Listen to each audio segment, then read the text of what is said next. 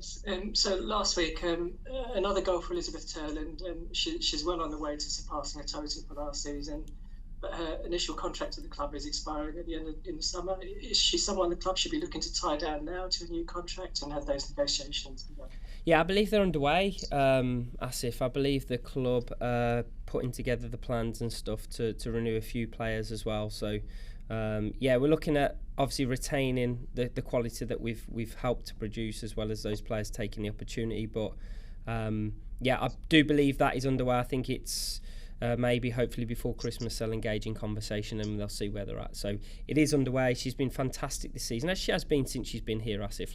There's a lot of love for Elizabeth here, and hope that we can retain her services and help her build to the targets she wants to achieve as well as we do.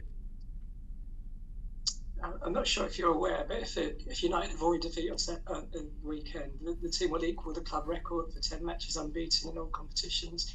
With Chelsea showing no signs of letting up in their pursuit of the title, these are the sort of the runs that you need to be aiming at if you want to challenge for the title. You're right, Asif. You're right. We got to do things that we've not done before, and as much as we've squeezed loads and loads of juice out of what we are, I still think there's loads more to come with our team, especially the additions we've made. So you're absolutely right. We almost have to break our records in order to catch a Chelsea team.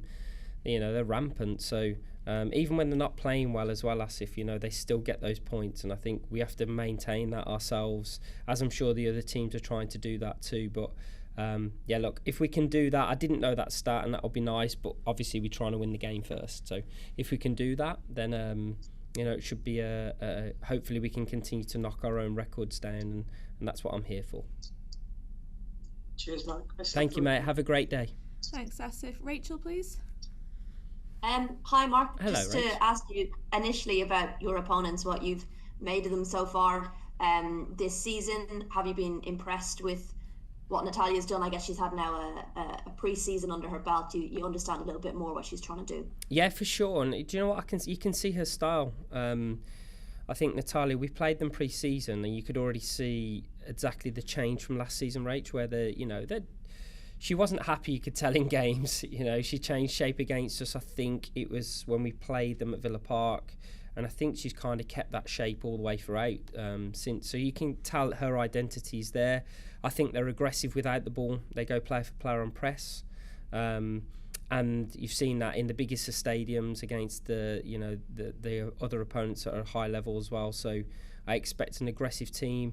But also with the ball, you can tell their ideas are there. They're trying to move it fluidly, which is, again, Natalia's style. So I think I'm expecting a really tough game. But what I'd also say is we're in great form. We're in great form. We believe in ourselves, and we've got to take the challenge of Villa on. Villa are scoring freely, but also conceding freely. So hopefully we can exploit that and try and keep a clean sheet this weekend. And I guess as well, always a good start is important, but particularly against Aston Villa, they've perhaps not always played consistently across the 90 minutes, and there's been a couple of games where they haven't started well. Everton, West Ham come to mind, but equally they come out almost like a different team in the second half. So I guess the importance of capitalising on a good start. Yeah, for sure. And I think we're at home. We need our energy. I think we've got a block of games coming up now where we need to start properly. I felt against Brighton we were good with the ball, especially at times, but probably just a bit rusty from international, whereas I think we got that out. So hopefully we can put that into a good start against Villa. But then also, as you say, be aware that they will then come out second half and adapt, and so we've got to be ready for everything. But I think we're good at that. I really do. I think we're good at adapting. I think we're good at evolving in game as well as just having game plans. So I'm looking forward to it. Look, it's a tough team, but I've got respect, but also our team are in a good space. So let's take on the challenge of it. That's great. Thank you. Thank you, Rachel. Have a great day. Thanks, Rachel. Simon, please. Hi, Mark. Good morning, Simon. Okay. Just to clarify, did you say you expect Elizabeth's deal to be done by No, the end no, sorry. No, it has been started with the representatives. So yeah, Right. so the phase was working up to the summer window. We were looking at recruitment in.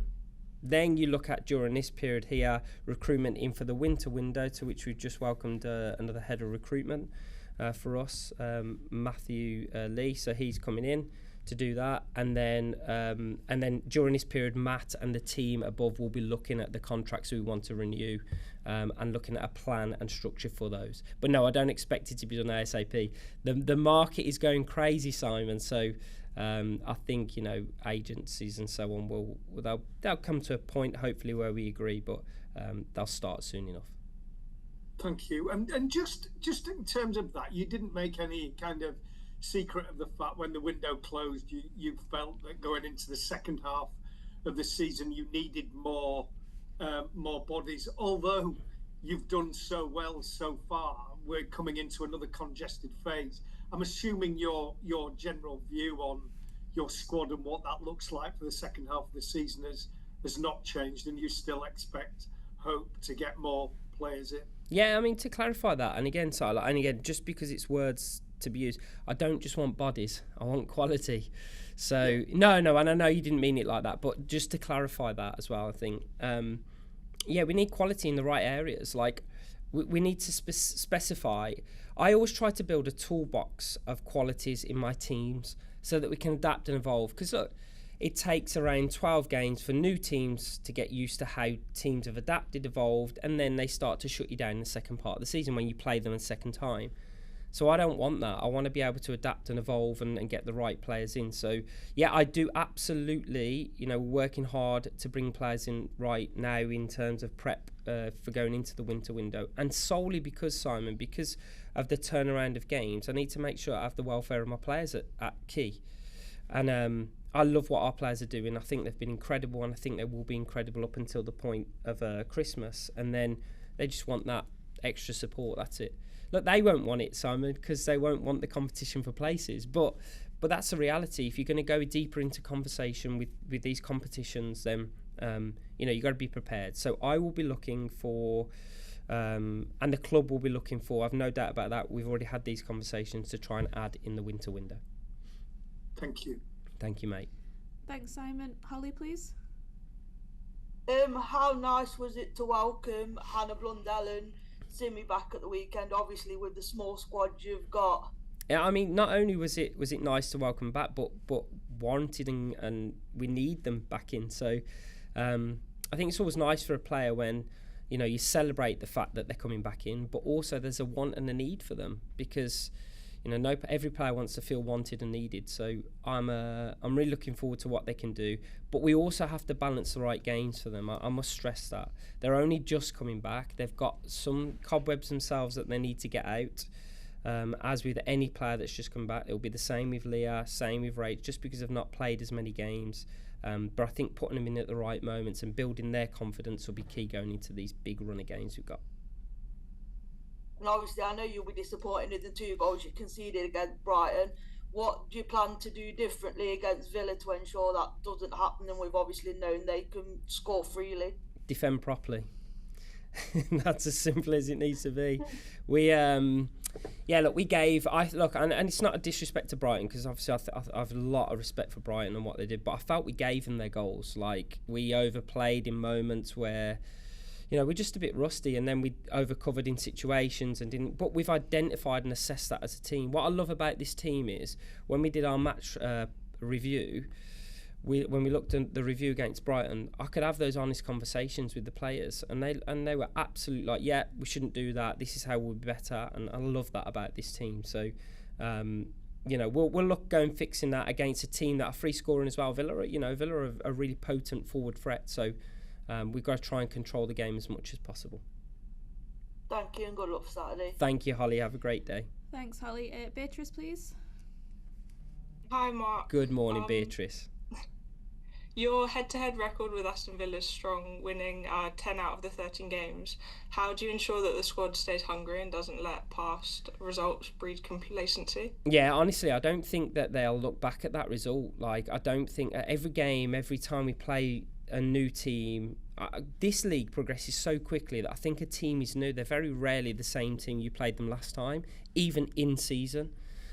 So I believe that we will look at just how we can try and beat Villa. And again, to respect them as well. We have to look at this as the top opponent that we believe they are, and that how we're going to try and beat them. And that's all we can do.